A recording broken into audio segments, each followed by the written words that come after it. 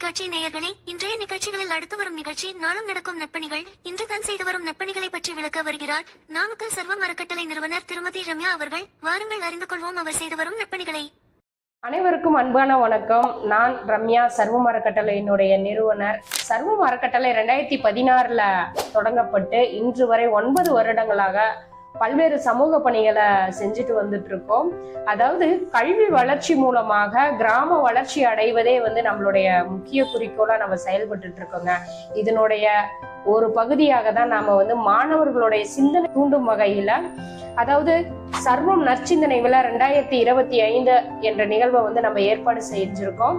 இந்த நிகழ்ச்சியோட சிறப்பு அம்சங்கள் என்ன அப்படின்னு பாத்தீங்கன்னா, பங்கேற்கக்கூடிய அனைத்து மாணவர்களுக்கும் பங்கேற்பு சான்றிதழ்கள் வழங்கப்படும். முதல் 3 இடம் பிடிக்கும் மாணவர்களுக்கு பதக்கம், கோப்பை மற்றும் சான்றிதழ்கள் வழங்கப்படும். அனைத்து மாணவர்களுக்கும் மதிய உணவு வழங்கப்படுங்க.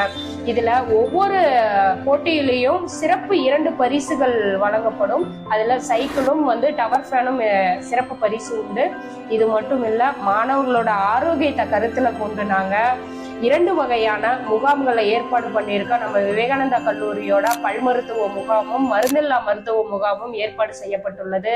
மாணவர்களும் ஆசிரியர்களும் பெற்றோர்களும் இந்த நிகழ்ச்சியில கலந்து கொண்டு முழுமையாக பயனடையுமாறு சர்வம் அறக்கட்டளை மற்றும் மக்களோடு நாம் சார்பில் உங்களை அன்போடு கேட்டுக்கொள்கிறோம்.